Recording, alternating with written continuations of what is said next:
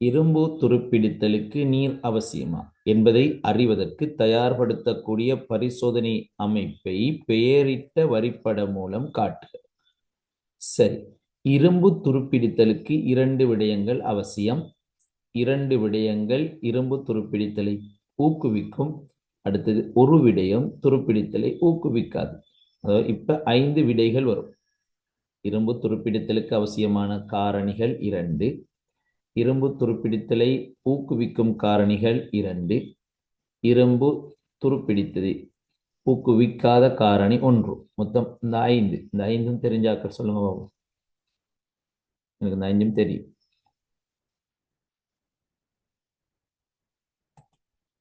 ஓகேன்னு போட்டீங்கன்னா சரி.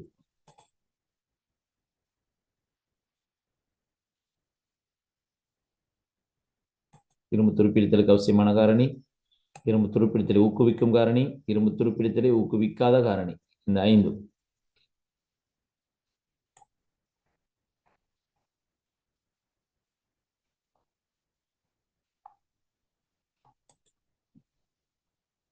சரி, ஓகே. ஒன்று காணிக்கு. சரி, நாங்க பார்ப்போமே. முதலாவது, இரும்பு துருப்பிடித்தலுக்கு அவசியமான காரணி. இரும்பு துருப்பிடித்தலுக்கு அவசியமான காரணி என்ன? ஒட்சிசன் வாயுவும். இரும்பு துருப்பிடித்தலுக்கு ஒட்சிசன் வாயுவும் ஈரலிப்பும் அவசியம். வளியும் நீரும் அவசியம்னு சொல்லலாம். இது அந்த வழியாக ஒட்சிசன் வாயுவும் நீராக ஈரலிப்பு. அப்ப நீர் சிறிதளவு இருந்தால்தான் நாங்கள் அதை ஈரலிப்புன்னு சொல்றோம். சரியா? நீர் சிறிதளவு இருந்தால் அதை ஈரலிப்புன்னு சொல்லுவோம். சரி, அடுத்தது இரும்பு துருப்பிடித்தலை ஊக்குவிக்கும் காரணியாக. அப்ப அத்தியாவசியமான காரணியை பார்த்துட்டோம். இரும்பு துருப்பிடித்தலை ஊக்குவிக்கும் காரணியாக என்ன இருக்குன்னு பார்ப்போம். அமிலம் மற்றும் சோடியம் குளோரைட் போன்ற உப்புக்கள் துருப்பிடிக்கும் வேகத்தை கூட்டும். அடுத்த ரெண்டும் இதுதான். அமிலமும் சோடியம் குளோரைடும் NaCl, Ac2 NaCl போன்ற உப்புக்கள் துருப்பிடிக்கும் வேகத்தை கூட்டும். அடுத்த விஷயம்தான் மூலம். மூலம் துருப்பிடிக்கும் வேகத்தை குறைக்கும். மூலம் துருப்பிடிக்கும் வேகத்தை குறைக்கும். அமிலம் சோடியம் குளோரைட், அமிலமும் உப்புக்கள், அதாவது சோடியம் குளோரைட் போன்ற உப்புக்கள். இந்த அமிலம் மற்றும் சோடியம் குளோரைட் போன்ற உப்புக்கள், யாரும் அமிலத்தை தான் உப்புன்னு சொல்லி இருக்குன்னு நினைக்க கூடாது. சோடியம் குளோரைட் தான் உப்பு. அமிலம் உப்புக்கள் துருப்பிடிக்கும் வேகத்தை கூட்டும். மூலம் துருப்பிடிக்கும் வேகத்தை குறைக்கும். சரி, தடுக்கிறதுக்கு நிறைய காரணிகள் இருக்கு. சரியா? அதையும் சொல்லி. அப்ப இரும்பு துருப்பிடிக்கிறத தடுக்கிறதுக்கு நாங்கள் ஒட்சிசனும் ஈரலிப்பும் கிடைக்காமல் தடுத்தால் சரி. அதற்காகத்தான் நிறப்பூச்சு, கிரீஸ், வெள்ளியம் போன்றவை இரும்பின் மூலம் பூசப்படும். அதே நேரம் இரும்பை விட தாக்குதிறன் கூடிய உலோகம் ஒன்றை இரும்புடன் தொடுகையிலுற்றால் இரும்பு கதோட்டாக தொழிற்படும், அடுத்த உலோகம் அனோட்டாக தொழிற்படும். இதன் மூலம் அடுத்த உலோகம், இரும்பை விட தாக்குதிறன் கூடிய உலோகம் தாக்கமடையும். அதன் மூலம் இரும்பு பாதுகாக்கப்படும்.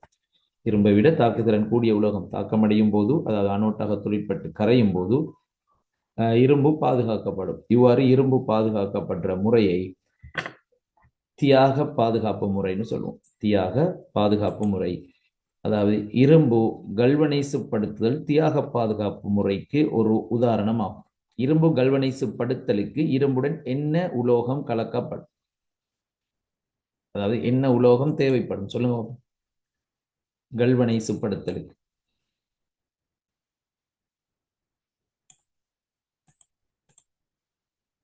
நாகம் பயன்படுத்தப்படும். சரி, வெரி குட். இரும்பு கல்வனைசுப்படுத்தலுக்கு நாகம் தேவைப்படும். இரப்பர் வல்கனைசுப்படுத்தலுக்கு என்ன தேவைப்படும்? இரப்பர் வல்கனைசுப்படுத்தல்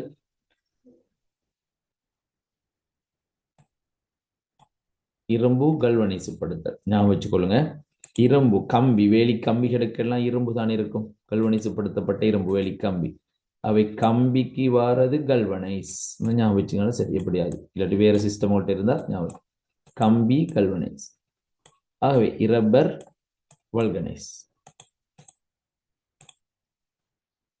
சரி, அப்ப இரப்பர் வல்கனைசுப்படுத்தப்படுவதற்கு இரண்டு வகையான விட வந்திருக்கு. சரியா? மெக்னீசியமும் கந்தகமும். அது மெக்னீசியம் கல்வனைசுப்படுத்தலுக்கு கப்பல்களில் சுற்றப்படுமா, இரும்பை பாதுகாப்பதற்கு. சரியா? கப்பல்களுக்கு மெக்னீசியம் சுற்றப்படும். அதுக்கு நாங்கள் நாகம் பூசினா தான் கல்வனைஸ்ன்னு சொல்லுவோம். ஆகவே இதுக்கு கந்தகம் தான் பயன்படுத்தப்படும். சரியா? இரப்பர் வல்கனைசுப்படுத்த கந்தகம் சல்பர் பயன்படுத்தப்படும். சரியா? ஓகே, நாங்கள் இப்போ அந்த படத்துக்கு போவோம்.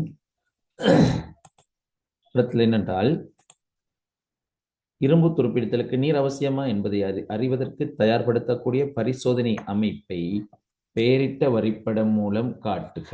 அப்ப இரும்பு துருப்பிடித்தலுக்கு நீர் அவசியம். அப்ப நீர் கிடைக்கக்கூடிய ஒன்று இருக்கணும், நீர் கிடைக்காத ஒன்று இருக்கணும். சரியா? நீர் கிடைக்கக்கூடிய ஒன்று இருக்கணும், நீர் கிடைக்காத ஒன்று இருக்கணும். அதே நேரம் அந்த பரிசோதனையில வழி கிடைக்க கூடாது. சரியா? வழி மூலம் ஒன்று நீர் கிடைக்கணும், ஒன்று நீர் கிடைக்கக்கூடாது. அப்படியா நான் கட்டுப்படுத்தணும்.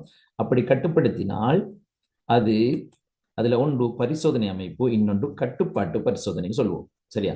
ஒன்று பரிசோதனை அமைப்பு, இன்னொன்று கட்டுப்பாட்டு பரிசோதனை. சரி, அந்த பரிசோதனையில படத்தை வரைய சொல்லியிருக்கு. துருப்பிடித்தலுக்கு நீர் அவசியமா என கண்டறிதல். இப்ப நீர் அவசியமா என்று கண்டறிவதற்கு சுத்திகரிக்கப்பட்ட இரும்பாணிகள் 2 ரப்பர் தக்கைகள்ல பொருத்தி ஒன்றை வெற்று சோதனை குழாயிலும் மற்றையதை நீரற்ற கல்சியம் குளோரைட் அல்லது சிலிக்கா ஜெல் என்ன சொன்னா இவை நீரை அகத்துறிஞ்சும் சில நாட்கள் வைத்து அவதானிக்கிறது. அப்ப ஏ பரிசோதனை அமைப்பு நீரற்ற கல்சியம் குளோரைட் சிலிக்கா ஜெல். இந்த நீரற்ற கல்சியம் சிலிக்கா ஜெல் உள்ள பரிசோதனை அமைப்பு உங்களால கட்டுப்பாட்டு பரிசோதனை அமைப்புன்னு சொல்லலாம். சரியா? கட்டுப்பாட்டு ஒன்று. பி சோதனை அமைப்பு, ஏ கட்டுப்பாட்டு பரிசோதனைன்னு சொல்லலாம். சரி, இப்ப இதுல பி பகுதிக்கு உள்ளே என்ன கிடைக்காது? நீர் கிடைக்காது. அப்ப நீர் கிடைக்காத ஆக்சிஜன் கிடைக்கும். நீர் அல்லது ஈரலிப்பு கிடைக்காது. கல்சியம் குளோரைட் உறிஞ்சிக்கொள்ளும். ஆகவே உள்ளே உள்ள ஆணிகளின் பகுதிகள் அவதானம் துருப்பிடிக்காது. வெளியுள்ள பகுதிக்கு நீர் ஆக்சிஜன் இரண்டும் கிடைப்பதால் துருப்பிடிக்கும். ஆனால் ஏயில் உள்ளே உள்ள ஆணியும் துருப்பிடிக்கும், வெளியே உள்ள ஆணியும் துருப்பிடிக்கும். உள்ளேயும் நீராவி ஆக்சிஜன் என்பன கிடைக்கும், அதாவது ஈரலிப்பு ஆக்சிஜன் என்பன கிடைக்கும், வெளியே கிடைக்காது. சரியா? ஆகவே இதுதான் இந்த படம் தான் அந்த கேள்விக்கான விடை. சரியா? நீர் அவசியம் என்பதை உறுதிப்படுத்தலாம். சரி, கல்சியம் குளோரைட் சிலிக்கா ஜெல் ஏன் பயன்படுத்தப்படுகிறது என்று கேட்டால், வழியில் உள்ள நீராவியை உறிஞ்சிக் கொள்வதற்கு எழுதணும். வழியில் உள்ள நீராவியை உறிஞ்சிக் கொள்வதற்கு. சரி, அப்ப நான் அடுத்த கேள்விக்கு போவோம். சமசரி உள்ள ஐதான HCl மற்றும் ஐதான NaOH கரைசல் 50% ஒன்றுடன் ஒன்று கலக்கப்பட்டது. மேற்படி தாக்கம் அகவெப்ப தாக்கமா புறவெப்ப தாக்கமா? சொல்லுங்க பார்ப்போம். அகவெப்ப தாக்கமா புறவெப்ப தாக்கமா? அமிலம் மூலம் கலந்தால் விட அனுப்புங்க பார்ப்போம். அமிலமும் மூலமும் தாக்கமடைவது அகவெப்ப தாக்கமா புறவெப்ப தாக்கமா? விட வெந்த விட பில் அனுப்புங்க பார்ப்போம். அடுத்தாக்க நல்லா யோசிச்சு அனுப்புங்க. அமிலம் மூலம் தாக்கம் அகவெப்ப தாக்கமா புறவெப்ப தாக்கமான்னு சொல்லி.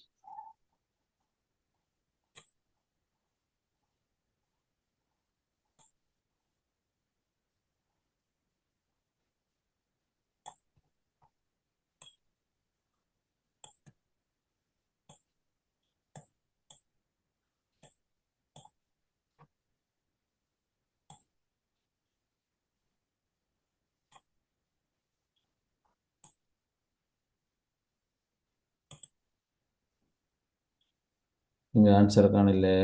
அடுத்தாக்க அனுப்புங்க.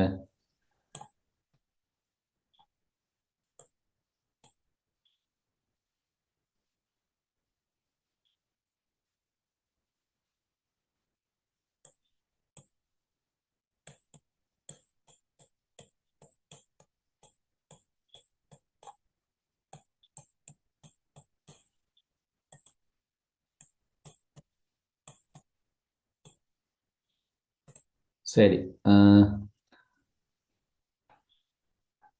அகவெப்பத்தாக்கம், புறவெப்பத்தாக்கம், புறவெப்பத்தாக்கம், புறவெப்பத்தாக்கம், அகவெப்பத்தாக்கம், அகவெப்பத்தாக்கம், புறவெப்பத்தாக்கம், ரெண்டையும் மாறி மாறி அனுப்பியிருக்கீங்க. சரி, நாங்கள் பார்ப்போம். அப்போ விடைகளை பார்ப்போம். நண்டு. ஓகே, சரி. அப்போ அமிலம் மூலம் இதில் தந்திருக்குன்னு அமில மூலத்துக்கு இடையிலான தாக்கம் HCl அமிலம், NaOH மூலம், இது ரெண்டும் சேரும்போது அகவெப்பத்தாக்கமா புறவெப்பத்தாக்கமானு பார்ப்போம். அப்ப HCl NaOH NaCl H2Oவும் வரும். ஆகவே இது அமில மூலம் என்பவற்றுக்கு இடையிலான தாக்கம் ஒரு புறவெப்பத்தாக்கம். சரியா? இது ஒரு புறவெப்பத்தாக்கம். நல்ல ஞாபகம் வச்சுக்கோங்க. புற ரசாயனத்தை மேற்படி பரிசோதனை இருக்கலாம். ஆனால் பரிவர்த்தனை வெப்ப மாற்றம் முன்னே பெருமானத்தை மாறும். பார்ப்போம். இதுல அன்றாட வாழ்க்கையில் உள்ள தாக்கங்கள் தந்திருக்கு. புறவெப்பத்தாக்கங்கள். புறவெப்பத்தாக்கமாக எரிபொருள் தகனம். என்னோட புக்ல தந்திருக்க தாக்கங்களை பாருங்க. எரிபொருள் தகனம் ஒரு புறவெப்பத்தாக்கம், அதாவது ஹைட்ரோ கார்பன் தகனம். அடுத்தது இந்த புறவெப்பத்தாக்கம் மூலமாகத்தான் வாகனங்களை செலுத்துதல், தொழிற்சாலை இயந்திரங்களை இயங்குதல், அதாவது எங்களுக்கு வெப்பம் வெளிவிடப்படுது. அடுத்து அமிலம் மூலம் என்பவற்றுக்கு இடையே நடைபெறும் தாக்கம், இது ஒரு புறவெப்பத்தாக்கம். அடுத்து களச்சுவாசம் ஒரு புறவெப்பத்தாக்கம். இதில் மார்க் பண்ணிக்கொள்ளுங்க. எரிபொருள் தகனம், அமிலம் மூலம் என்பனவற்றுக்கு இடையே நடைபெறும் தாக்கம், களச்சுவாசம் என்பன புறவெப்பத்தாக்கம். அப்ப 3 புறவெப்பத்தாக்கம். 4வது நீரிய சுண்ணாம்பு உற்பத்தியின் போது நீராத சுண்ணாம்பிற்கு நீர் சேர்க்கப்படும், இதுவும் புறவெப்பத்தாக்கம். நீரிய சுண்ணாம்பு உற்பத்தியின் போது நீராத சுண்ணாம்புக்கு. அப்ப வீட்டுல நீங்க சுண்ணா அடிக்கிற வேலைகள் இருந்தால் அந்த சுண்ணா கலக்கும் போது ஒரு பாத்திரத்துல நீரையும் ஊற்றுவாங்க. சரி, நீராத சுண்ணாம்பு கொண்டு வந்து நீரை ஊற்றுவாங்க. அதுல நீரிய சுண்ணாம்பு பாத்திரம் சூடாகுவதை நீங்க அவதானித்திருப்பீங்க. அப்போது சூழலுக்கு வெப்பம் வெளிவிடப்படுது. ஆகவே அது புற வெப்ப தாக்கம். எரிபொருள் தகனம், களச்சுவாசம், அடுத்தது நீரிய சுண்ணாம்புக்கும் நீராத சுண்ணாம்பிற்கு நீரிய சுண்ணாம்பு உற்பத்தியின் போது நீராத சுண்ணாம்பிற்கு நீர் சேர்த்தல் என்பதையும் அமிலம் மூலம் என்பவற்றுக்கு இடையில் நடைபெறும் தாக்கமும் புற வெப்ப தாக்கம். அகவெப்ப தாக்கங்கள் எடுத்துக்கொண்டா ஒளித்தொகுப்பு. ஒளித்தொகுப்பு ஒரு அகவெப்ப தாக்கம் இருக்கு. அடுத்து கால்சியம் கார்பனேட், கால்சியம் ஆக்சைடு, சுண்ணாம்பு சூளைகளில் எரி சுண்ணாம்பு உற்பத்தி செய்யப்படும் செயற்பாடு. சுண்ணாம்பு சூளைகளில் எரி சுண்ணாம்பு உற்பத்தி, அதாவது நீராத சுண்ணாம்பு உற்பத்தி. அப்ப கால்சியம் கார்பனேட் நன்றாக சூடாக்கப்படும், அது வெப்பத்தை பெற்றுக்கொள்ளும், அகத்துறிஞ்சும். ஆகவே அது அகவெப்பத்தாக்கம். ஒளித்தொகுப்பு, எரி சுண்ணாம்பு உற்பத்தி. சரியா? பொது வெப்பம் அகத்துறிஞ்சப்படும், இது அகவெப்பத்தாக்கம். சரி, அதிகளவு சக்தி அடங்கியுள்ளது தாக்கிகளிலா அல்லது விளைவுகளிலா? அப்ப நாங்க பார்த்தோம் அகவெப்பத்தாக்கம், புறவெப்பத்தாக்கம். அப்படி அகவெப்பத்தாக்கத்தின் போது வெப்பம் அகத்துறிஞ்சப்படும், புறவெப்பத்தாக்கத்தின் போது வெப்பம் வெளிவிடப்படும். வெப்பம் வெளிவிடப்பட்டால் இருந்த சக்தி பெய்த்து இந்த அர்த்தம். வெப்பம் ஒரு சக்தி, அப்படித்தானே? வெப்பம் வெளிவிடப்படுது. அப்ப தாக்கிகள் சக்தியில இந்த மேலே இருக்கு, உயர்ந்த மட்டத்தில் இருக்கும். புறவெப்பத்தாக்கத்துல தாக்கிகள் இங்க மேலே இருக்கு பாருங்க. இங்க சைபர்னு எடுத்துக்கொண்டால் இந்த தாக்கிகள் மேலே இருக்கு.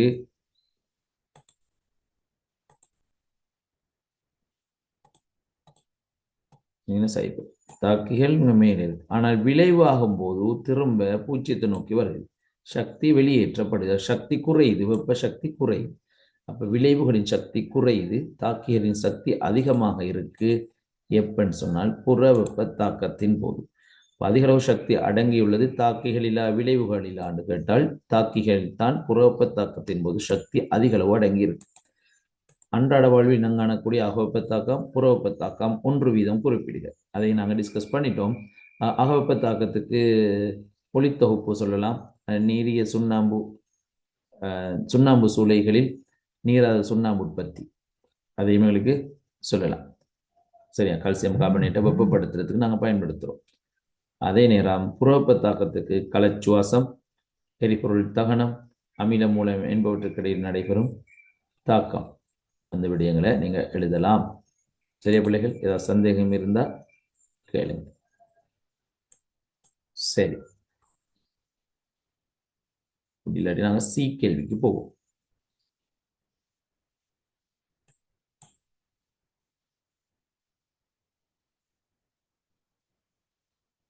புறவெப்ப தாக்கத்துக்கு சுண்ணாம்புக்கல்லின் பிரிகை, அகவெப்ப தாக்கத்திற்கு சுண்ணாம்புக்கல்லின் பிரிகை, ஒளித்தொகுப்பு ரெண்டையும் சொல்லணும்.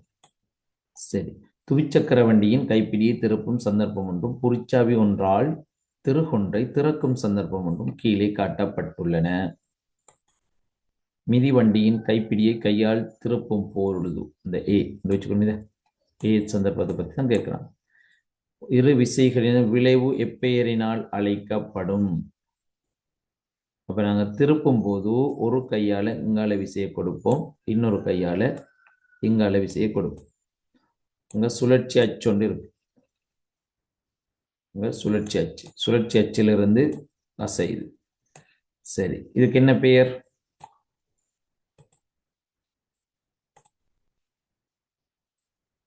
இதுக்கு சரியான விடை என்ன? சரி, இந்த அனுப்பாதாக்கள் அனுப்புறதே இல்லை.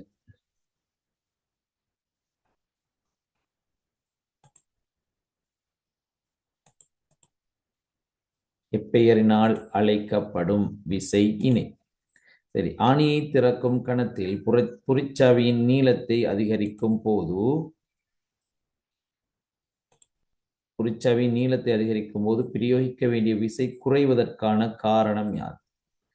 ஆணியை திறக்கும் கணத்தில், அவ நீங்க பஸ்கள்ல எல்லாம் கண்டிருக்கேன், நட்டொண்ட கலெக்டரா இருந்தா இப்படி ஆணியொண்ட போட்டு இதுல பெரிய இரும்பு கோலொண்ட இட்டு அவங்க தூரத்துல இருந்து மிதிப்பாங்க. சரியா? அப்ப இந்த நட்டுக்கும் நாங்க கையால விசை கொடுக்கிற இடத்துக்கும், சரியா, நட்டுக்கும் கையால விசை கொடுக்கிற இடத்துக்கு தூரம் அதிகரிக்கும் போது, சுழற்சி அச்சில் நான் தூரம் அதிகரிக்கும் போது எங்களுக்கு குறைந்த விசையை கொடுக்கக்கூடியதாக இருக்கும். அப்ப நீளத்தை அதிகரிக்கும் போது விசை குறைவதற்கான காரணம் யாது? அப்ப நீங்க விசை குறைவதற்கான காரணம், ஆணியை திறப்பதற்கு விசை திருப்பம் தொழிற்பட வேண்டும். சரியா? விசை திருப்பம் தொழிற்பட வேண்டும். விசை திருப்பத்தின் பருமன் விசை மற்றும் திரும்பல் புள்ளியிலிருந்து அல்லது சுழற்சி அச்சிலிருந்து விசை தொழிற்படும் புள்ளிகளுக்கான அல்லது விசை தொழிற்படும் புள்ளிக்கான செங்குத்து தூரம் என்பவற்றுக்கிடையிலான பெருக்கத்தில் தாங்கும். சரியா? அப்ப ஆணியை திறப்பதற்கு விசை திருப்பம் பிரயோகிக்கப்பட வேண்டும். விசை திருப்பம் விசை மற்றும் விசை சுழற்சி அச்சிலிருந்தான செங்குத்து தூரம் என்பவற்றில் தங்கியிருப்பதால் நாங்கள் செங்குத்து தூரத்தை, அதாவது ஆணியை மட்டுமட்டாய் திருகுவதற்கு தேவையான திருப்பம் ஒரு மாறிலி என்பதால் செங்குத்து தூரம் அதிகரிக்கப்பட பிரயோகிக்க வேண்டிய விசை குறையும். சரியா? விசை திருப்பம் சமன் விசை தர சுழற்சி அச்சிலிருந்தான தூரம், அவை திருப்புவதற்கு வழங்க வேண்டிய விசை ஒரு மாறிலி பெருமானமாக இருக்கும். 10 நியூட்டன் கிடைத்தால்தான் இது திரும்பமாக இருந்தால் நாங்கள் இந்த செங்குத்து தூரத்தை அதிகரிக்க அதிகரிக்க வழங்க வேண்டிய விசையின் பெருமானம் குறையும். எழுது. சரியா? விலங்கிலாட்டி கேள்வி. சரி, விசை திருப்பம் சமன் விசை தர சுழற்சி அச்சிலிருந்தான செங்குத்து தூரம். சமன்பாட்டில் உள்ள 2 விடயங்கள் காரணிகள் எழுதியாச்சு. ஆணியை மட்டுமட்டாக திருப்புவதற்கு தேவையான திருப்பம் ஒரு மாறிலி. சரியா? இரண்டாவது, ஆணியை மட்டுமட்டாக திருப்புவதற்கு தேவையான திருப்பம் மாறிலி அல்லது ஆணியை திறப்பதற்கான திருப்பம் மாறிலி. 2வது பாயிண்ட்ஸ். எனவே நீளம் அதிகரிக்க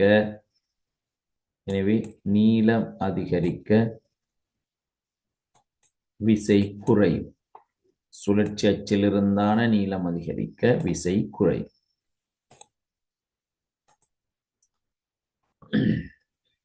சரி, கடைசி கேள்வி. 100 சென்டிமீட்டர் நீளமான ஏபி எனும் சீரான இலேசான திணிவு புறக்கணிக்கத்தக்கது கோளொன்று கத்தி முனையொன்றினால் புள்ளி சியில் சமநிலைப்படுத்தப்பட்டுள்ளது. விசை திருப்பத்தில் செல்வாக்கு செலுத்தும் காரணிகள் எவை? இப்பதான் நாங்க பார்த்தோம் மேலுள்ள கேள்வி. விசை திருப்பத்தில் செல்வாக்கு செலுத்தும் காரணிகள் விசை மற்றும் சுழற்சி அச்சில் இருந்தான செங்குத்து தூரம். இது ரெண்டும் தான் விசை திருப்பத்தில் செல்வாக்கு செலுத்தும். விசை மற்றும் சுழற்சி அச்சில் இருந்தான செங்குத்து தூரம். இந்த 2 விடயங்களும் செல்வாக்கு செலுத்தும். சரியா பிள்ளைகள்? விசை மற்றும் சுழற்சி அச்சில் இருந்தாலும் செங்குத்து தூரம், இந்த 2 விடயங்களும் செல்வாக்கு செலுத்தும். அப்ப அடுத்த கேள்வி, கோளில் புள்ளி சியில் தொழிற்படும் வலஞ்சொலி திருப்பத்திற்கான ஒரு கோவை ஒன்றை தருக. வலஞ்சொலியான திருப்பம், வலஞ்சொலி. அப்ப இப்படி வலஞ்சொலி தான் எங்களுடைய வலது கை பெருவிரலை அந்த சீல வச்சோம்னு சொன்னால் அதை நாங்கள் உள்நோக்கி திருப்புற மாதிரி இப்படி கோவை ஒன்றை தருகன்னு கேட்டு. சரியா? என்ன கோவை? வலஞ்சொலி திருப்பம். தூரம் எத்தனை? 50 சென்டிமீட்டர். விசை பீன்னு எடுக்கலாம். சரியா? அப்ப 50/100 தர பி 0.5 பி. சரியா?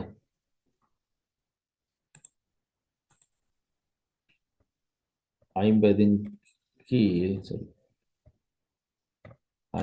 கீழ் 100 அது தூரம், அதோட விசை பி. அப்ப 0.5 பி. இதான் விட. கோவை ஒன்றை எழுதுக. தொழிற்படும் இடஞ்சொலி திருப்பத்தை கணிக்க. இடஞ்சொலி திருப்பத்தை எங்களை கணிக்கிறது லேசி, பெருமானம் எல்லாம் இருக்கு. விசை 10, இடஞ்சொலி திருப்பம் விசை 10 இருக்கு. தூரம் 15 கீழ் சென்டிமீட்டர் என்பதனால 100 பிரிக்கணும். 15 கீழ் 100 சமன். விடை சொல்லுங்க பார்ப்போம்.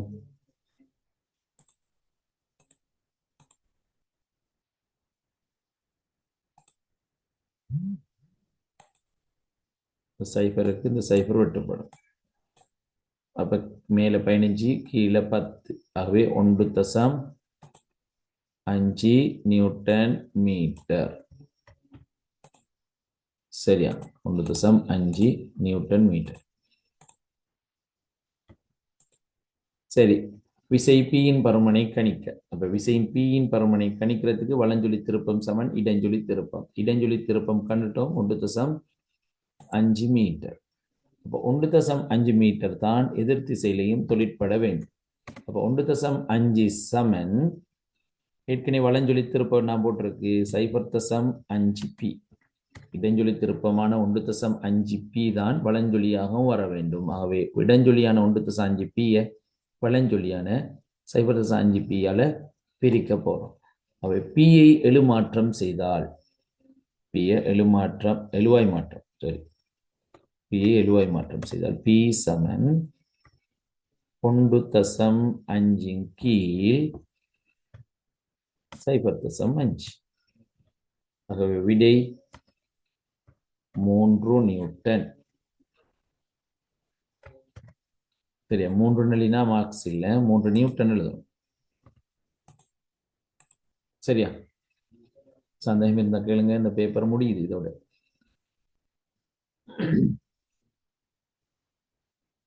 அப்ப 40 MCQ சாய்ஸ் இல்லாம 9 கேள்வியும் பார்ட் 2ல செஞ்சாச்சு. இப்ப இந்த பேப்பரை உங்களுக்கு திரும்ப எக்ஸாமுக்கு தந்தால் ஃபுல்லா நீங்க என்ன செய்யணும்? ஃபுல்லா மார்க்ஸ் எடுக்கக்கூடியதா இருக்கணும். சரி, நீங்க எந்த மெத்தட்ல செஞ்சாலும் விட மாறாது. விட மாறாட்டித்தான் நீங்க செஞ்ச மெத்தட் சரி. ஓகே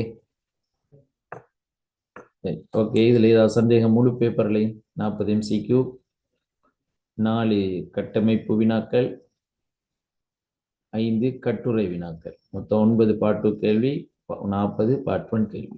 முழுசா செஞ்சுட்டு வந்த பேப்பர். நீங்க விடுபட்டிருந்தால் அவற்றை திரும்ப செஞ்சு சந்தேகம் இருந்தால் கேட்டுக்கொள்ளலாம். சரி, இப்ப நாங்க இன்றைக்கு இன்னொரு புது பேப்பர் தொடங்க போறோம். இது வட மாகாண பேப்பர். இதுல நிறைய கெஸிங் கேள்விகள் இருக்கு. அடுத்து சரியா 2016ஆம் ஆண்டு வந்தது. இது வரைக்கும் பாஸ் பேப்பர்களில் வராத கேள்வி நிறைய இருக்கு, வராத மாடல் கேள்விகள். சரியா? அப்போ இதை இந்த வராத மாடல் கேள்விகள் நிறைய இருப்பதனால இந்த பேப்பரை நான் தெரிவு செஞ்சுருக்கேன்.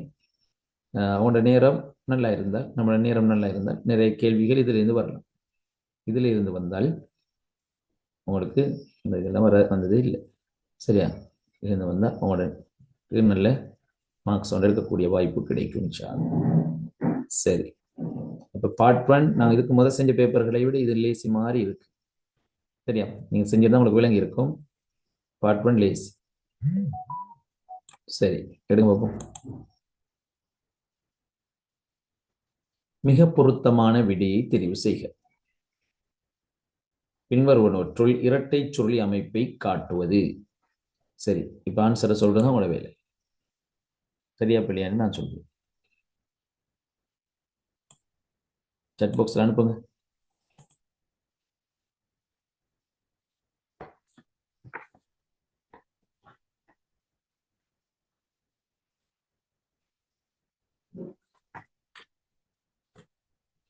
முதலாவதுக்கான விடை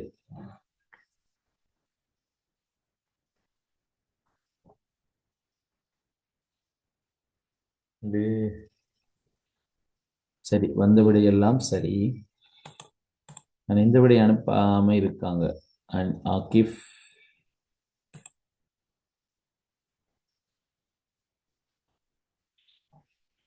என்ன ஆன்சர்?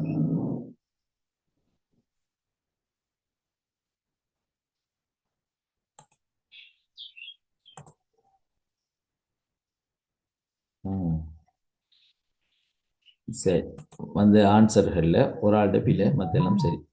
சரி, இப்போ நான் விடை சொல்லும்போது யாருன்னு கண்டுபிடிப்பீங்க. பின்வருவனற்றில் இரட்டை சொல்லி அமைப்பு. இரட்டை சொல்லி அமைப்பு என்றால் நீங்கள் பார்த்துருப்பீங்க, இப்படியே வர்றது. சரியா?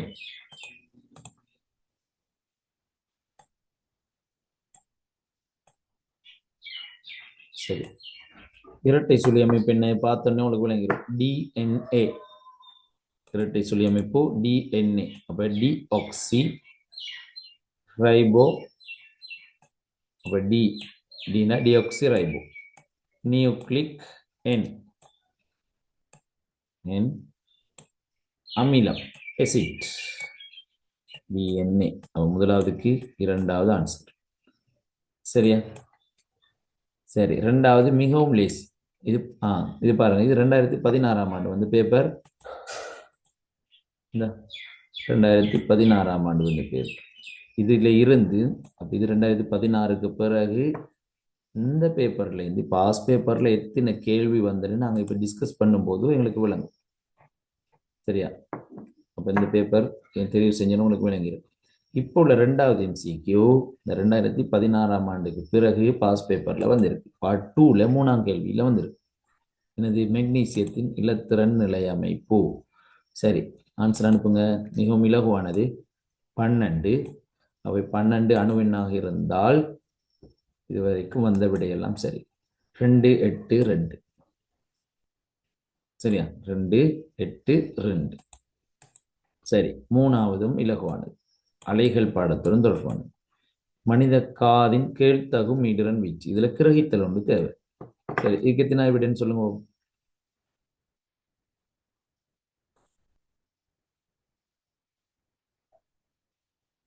இந்த நான் சொன்ன கிரகித்தல் தேவண்டி முதலாவது 4வது வந்திருக்கு விடைய. 1 2 4.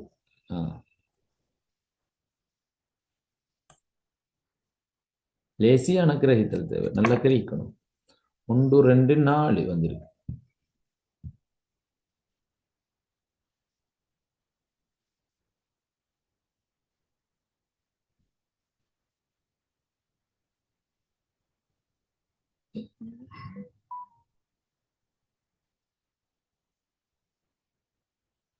வாட்ஸ்அப்ல கல்வனிசுப்படுத்தல் என்றால் என்னன்னு கேட்டிருக்கீங்க. நான் விளங்கப்படுத்தினேன். திரும்ப விளங்க இல்லாட்டி எனக்கு மெசேஜ்னு போடுங்க, திரும்ப சொல்றேன். இப்ப விளங்கிட்டா இல்லையாண்டு கல்வனிசுப்படுத்தல் என்றால் என்னன்னு. சரி, 2வது 1ஆவதும் 2ஆவதும் 4வது விட சொல்லியிருக்கீங்க. இதுக்கு பார்ப்போம். மனித காதின்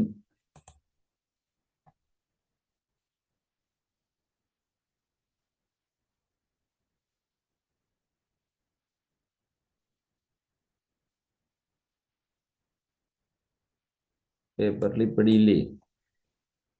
சரி பாருங்க, மனித காதின் கேள்தகுமிடுறன் வீச்சு எது? எத்தனைன்னு சொல்லுங்க பார்ப்போம். 20 தொடக்கம் 20,000. ஆகவே 20ல தொடங்குற விடைகளை தெரிவு செய்யுங்க. 2ல, இது 2000ல. இப்ப 4ல நீங்க ஒன்றை தெரிவு செய்வதை விட 2ல ஒன்றை தான் தெரிவு செய்ய போறீங்க. அப்ப 20ல தொடங்கணும். சரி, 1வது 2 20ல தொடங்கணும். 20,000 ஹெர்ட்ஸ். அப்ப இது 20 200 2000 ஹெர்ட்ஸ். இது 2000 ஹெர்ட்ஸ். அப்ப முதலாம் விடையும் வராது. அப்ப 20 ஹெர்ட்ஸ் தொடக்கம் 2K. கேன்னா என்ன?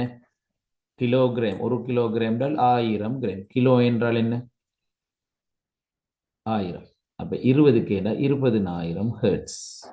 இப்போ உதாரணத்துக்கு நீங்க 2024ஆம் ஆண்டு பெட்ச் என்பதை கலசா 2002K24 எழுதுவீங்க. அப்படின்னு அர்த்தம் என்ன?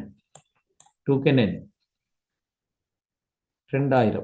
K என்றால் 1000. கிலோ என்பது 1000-ஐ குறிக்கும். 2024 2K24. அப்ப 20K என்றால் 20,000.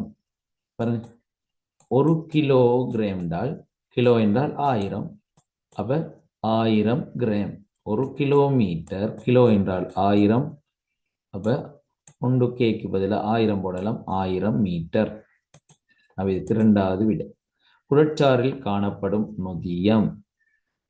உடற்சாரில் காணப்படும் நொதியம். 4வது அனுப்புங்க சார்.